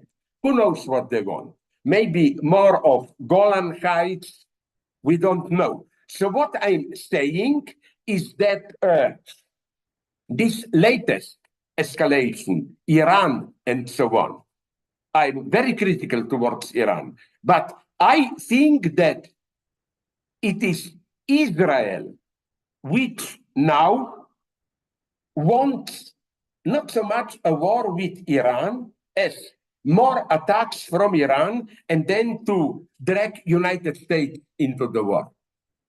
I think Israel's option is absolutely clear.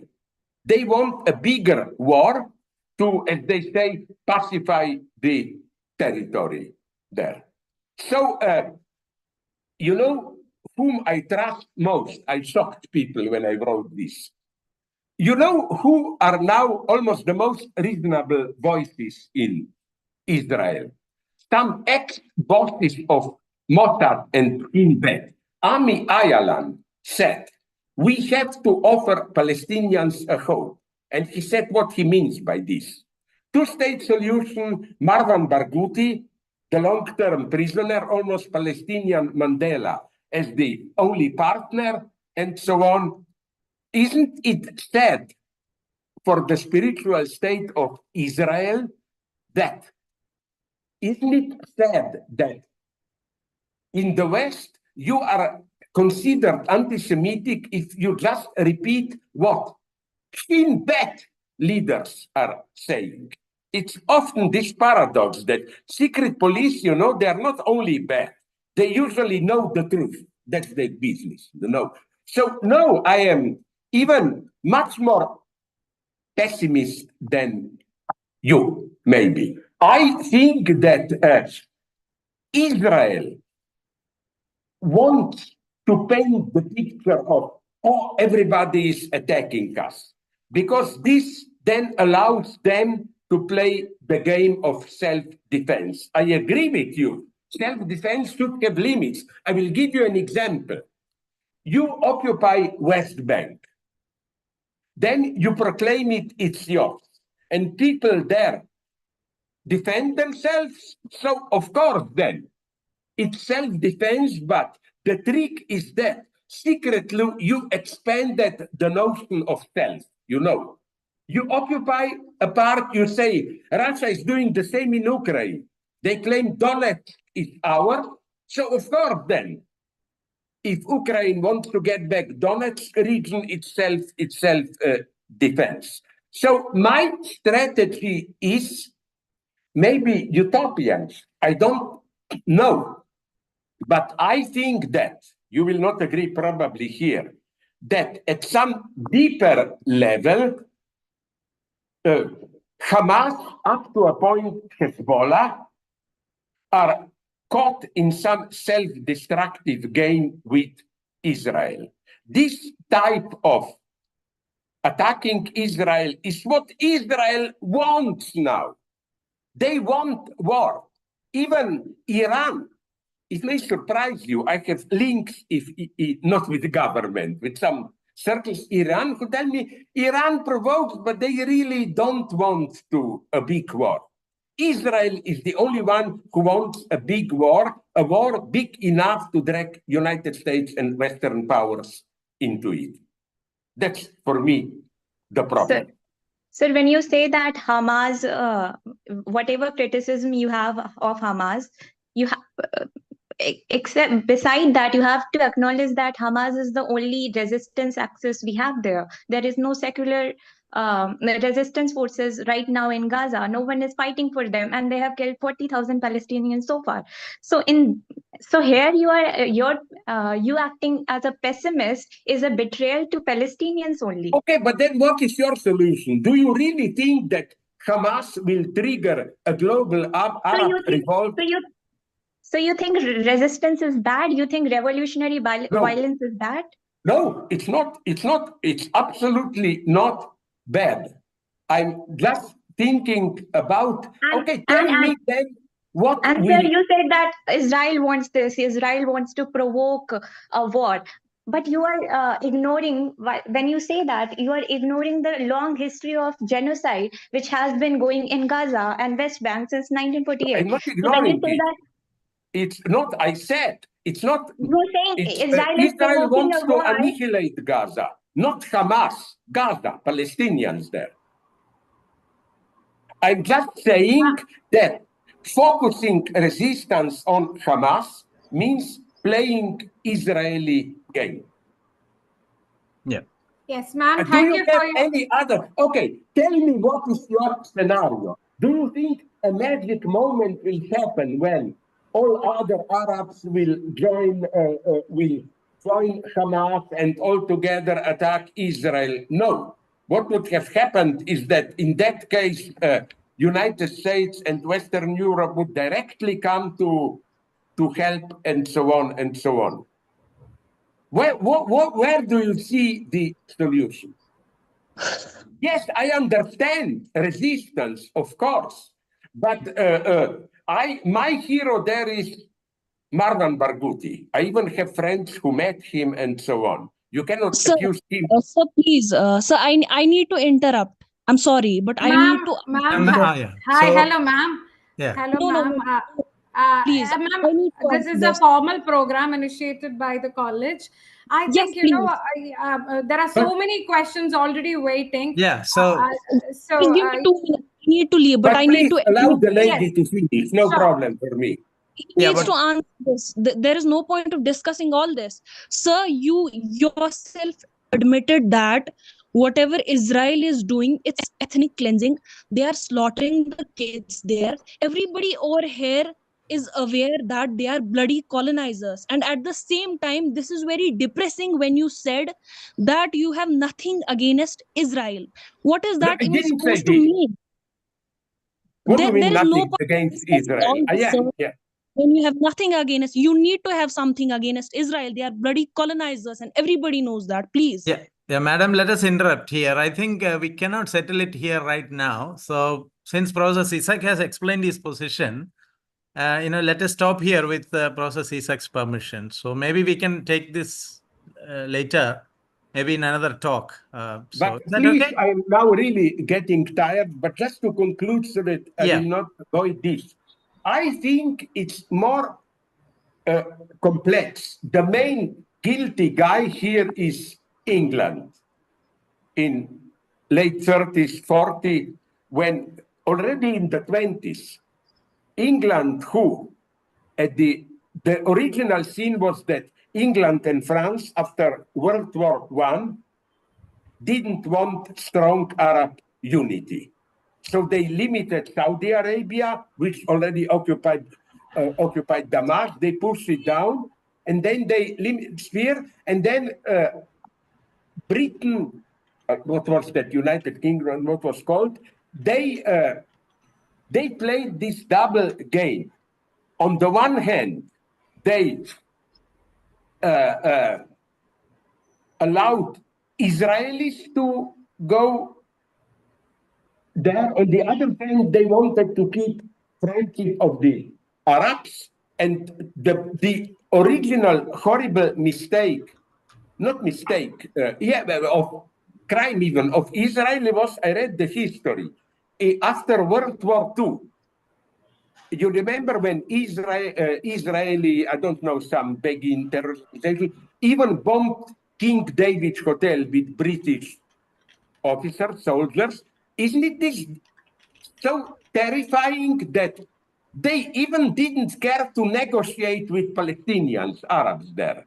For them, this was a colonizing move. The partner was only the British. Although, again, I understand this resistance because do you know that in, let's call it United Nations Israel, in Israel, which was by the resolution of the United States created, the smaller Israel, not Israel till 67, even smaller, what Israel got in 48. Even in that part, there were only 40% of the Jews. The majority were the Arabs. The horrible thing is that the conflict was just will the British tolerate it. The horrible thing is, that's my thesis. The key, there is another key to it, and this is what caused horror in Germany. Do you know that even the Nazis always supported Israeli Jews moving to Palestine? They even financed it. They were throwing Jews out before they started to put them to concentration camps, still 1939-40. But all your property was taken. But if you moved to Palestine, they allow you to take money with you on condition that you spend the money for agricultural objects, even arms in Germany. In other words, pro-Zionism in the sense of supporting Israel and anti-Semitism in the sense of we don't want Jews here, we want them there, is an old part of European, even fascist right. So it's horror. Yeah. I think, can we stop at that note? Yes, please, because I am, again, I am old, I am, I have diabetes, I'm getting old. You know, I can only tell you to conclude something. People say when you are old, you get more dignity. No, you don't. It's not nice to be old, it's just misery to be old.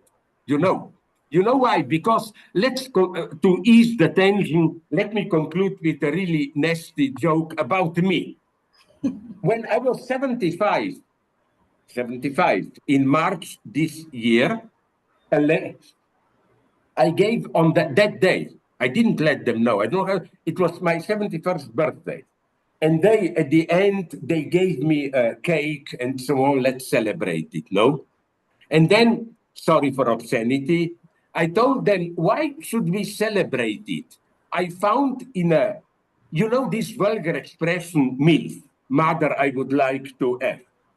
I said that I found in a movie the expression GILF, grandfather I would like to. But I said that maybe this holds till you are 75. But after you are 75, you are no longer a GILF. So you want me to eat a cake and celebrate it? No, thank you. After 75, you are transparent, you know, nobody looks. If you don't write books like me, you don't exist. So please be aware of this. On the other hand, to conclude, the text I wrote on Fred Jameson, you know why I admire him? I've written about him. I would like to die like this. You know that when he was already dying, a day before he died, I know from his family, I was in contact, he still asked them to bring him some new books and computer to make some notes. He was simply behaving as if, who cares about life, death, my work should go on. Isn't this a wonderful way to be active to the very end? I mean, that's my dream. Thank you very much. And I now, in a couple of minutes, sure. How come that you appear to be Indian, but you have a name Thomas? Yeah, but you are a Eurocentrist traitor then. Yeah, And you, Mina, you are Mina and Andrews. Andrews, yes. Yeah, we have. Yeah. We are Catholic Greek. Christian. Yeah, Greek, Spanish, Portuguese, all Christian missionaries, and we are left with Spanish-sounding names. Okay, now I will conclude with something to offend you, but be sure that my idea of a friend is somebody whom you can offend freely, Sure. and it's said nicely. No, you said we are all missionaries. You, Mina, no, and. But since you are a beautiful woman, can I conclude with an extreme obscenity? Yes, I hope that this doesn't mean that in sex you do only missionary position. With this, I think before you will call the police to arrest me. No. Thank you very much. Wow, sir. Wow, Professor Zizek, we are ending with a cherry on top. What a heated discussion. What insights. What absolute raw, genuine. Don't stop this. You are castrating me again. You are describing a person that's not me, you know. Yes. As for formality, I would like to thank you, Professor Zizek, for joining us today and being a part of this milestone event. On behalf of our college. Thank you very much. It was an honor for me. I'm noticing how, there are how things happening more and more in theory. Iran, yes. Other Arab states, not. Iran, India, Vietnam is dead, theoretically, no. Then even China, South Korea, Japan. This is now the new axis of philosophy, of good philosophy, no? So I wish you all the best. Thank you. Thank you, Professor. The only problem is that, how do you call them? You know that I met a couple of them. They are now probably crushed or what? The Naxalite rebels in India. Are they losing their... Urban Naxals. They're called as urban Naxals. They are losing, no, probably. They are... Losing, yes, they are losing as of now. As of now, sorry. I met a couple of them and we had a very nice talk. Yes. Thank you very much. Thank you. We have a formal vote of thanks by our Vice Principal, Reverend Dr. Joseph Vagis. If you could wait for that, please. Absolutely. I like this. That, okay. Oh my God, you are my type of a bureaucrat.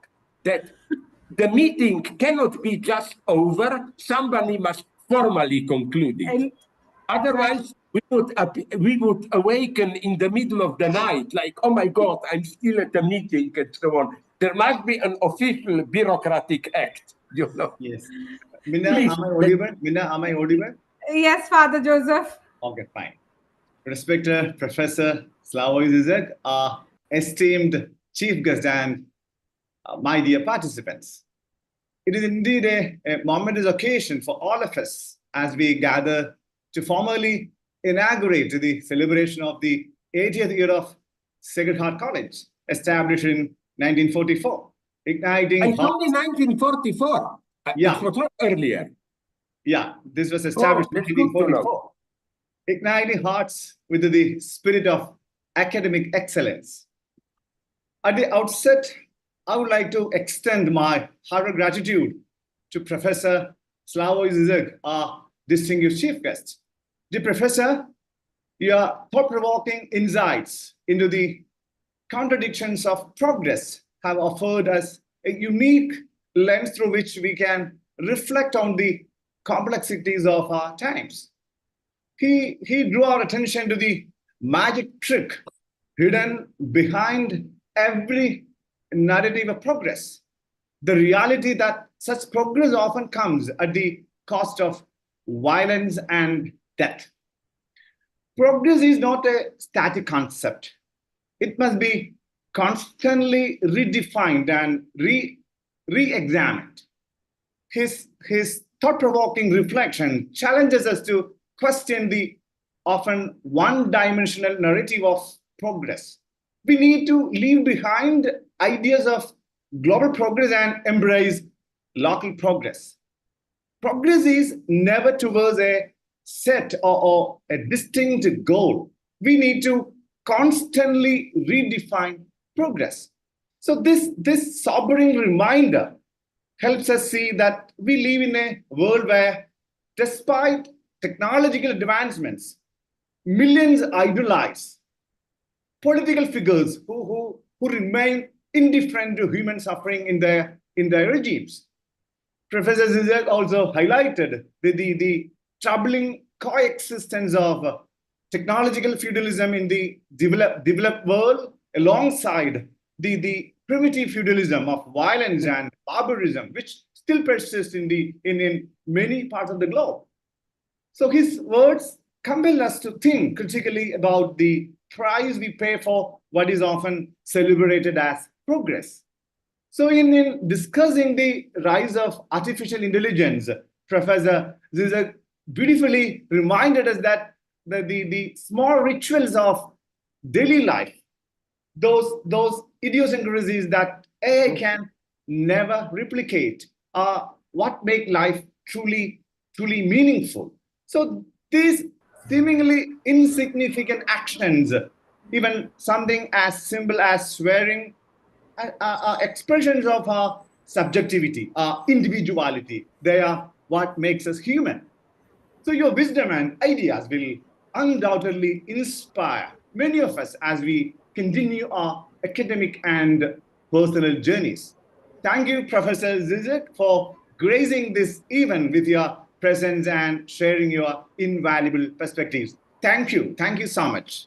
And I'm grateful to you, but at the same time mad at you. You know why? Because I think what I was blah, blah, blah going on for over 1 hour, you put it better now in a couple of minutes. So I thank you. Thank you very much. Thank you. A special thanks to Professor Peter Thomas, whose efforts as the International Academic Coordinator made it possible to bring together such a distinguished gathering. Your vision and leadership continue to strengthen the global academic connections of Sacred Heart College. Thank you, sir. Sincere thanks to Dr. Varghese Kachapalli, our manager, for his guidance and support in all our academic discourses. Thank you, Father. I also extend my sincere appreciation to Dr. Biju, our principal, for his continuous guidance and support in making this event a reality, and for his relentless commitment to upholding the values and excellence that have defined this institution. To my fellow faculty members, teachers, and all participants who have joined us from institutions across the country, your enthusiasm and participation are what make events like this so impactful. Thank you for being a part of this significant moment in our college's history. Finally, I would like to acknowledge everyone working behind the scenes: Alan, Ranjit, Minna, and our technical and administrative teams who have worked tirelessly to ensure the smooth conduct of this event. As we move forward in this 80th year of Sacred Heart College, let us continue to embrace the spirit of learning, growth, and progress, while remembering that true progress often lies in balancing the contradictions we face. Yeah. Thank you.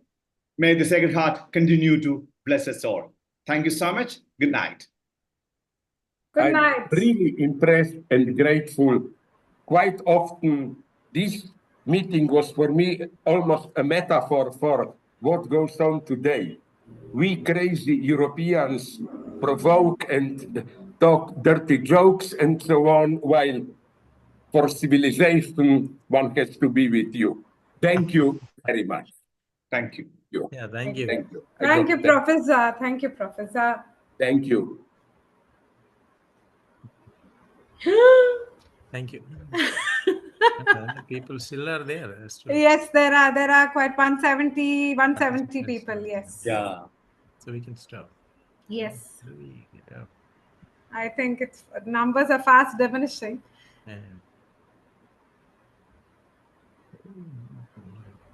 Thank you. Yes. So let's end the. Alan, can we? Alan, maybe we can end it. No, you want to wait till others go, or we can. Can I end it? Yeah, I think. I think, yes. Yes, We can end it. So thank you all again. Thank you. Thank you, sir.